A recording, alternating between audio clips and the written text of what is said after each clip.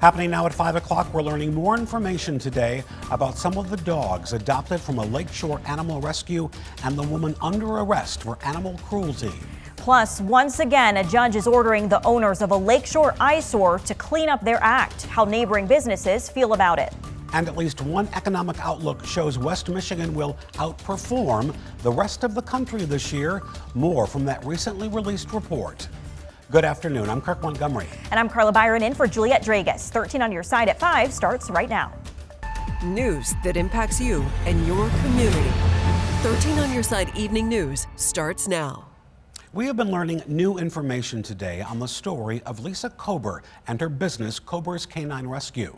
Kober was arrested and arraigned after nearly 80 dogs were found in poor conditions in her Norton Shores home. She's out on bond right now. 13 on your side's Josh Albertus has been covering this developing story throughout the day. He joins us now in studio. Josh, what have you learned today? Okay, Josh, thank you. The Better Business Bureau tells us there have been 2 complaints against Kober's Canine Rescue. One was closed without resolution. The other is still ongoing. Before adopting a dog, the BBB has several tips. First, research the seller and obtain references. Check the Better Business Bureau website for any complaints or reviews. Ask for medical records and pedigree. Get a written account of all health care your dog has received, including vaccinations and antibiotics. Now, you should also check with the state of Michigan. Facilities that have more than 15 dogs that have had puppies before require a license. Finally, and this is very important to know, a person, business, or nonprofit organization that houses dogs or cats is required to register as a shelter with the state. And now to weather, a look from our Snug Harbor Tower Cam. It sure was nice to see all that sunshine today. Yeah, it kind of took the sting out of the colder temperatures. Right. Chief Meteorologist George Lessons joining us now with more on our forecast. Maybe a warm-up, George, maybe? For tomorrow, yes. One nice day coming up here. And a Michigan judge will be deciding whether Oxford High School employees can be sued over a mass shooting last year. A 15-year-old pled guilty to shooting and killing 4 other students as well as hurting several others. The judge heard arguments this morning in Oakland County Circuit Court from both legal teams. The defendants included in the civil suit included several teachers, administrators, and a security guard. Their defense is they can't be sued because of governmental immunity. Attorney Ben Johnson, who represents multiple victims' families, says the defendants were negligent and failed to do their job. The pictures of bullets on his cell phone, looking at violent videos on the morning of, to the point of people killing and shooting each other.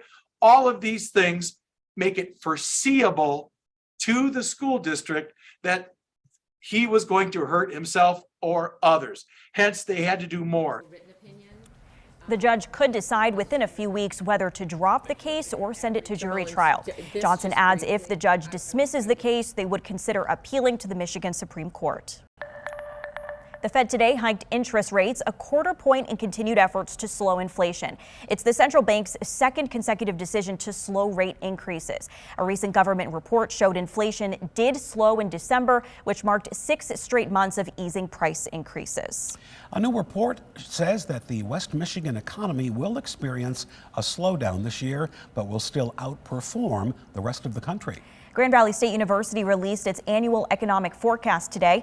It includes surveys from local business leaders along with research of local and national business trends. The report anticipates a slowdown in some manufacturing and predicts a mild recession by year's end. That said, the region is expected to do better than most because of the diverse number of industries and a younger workforce.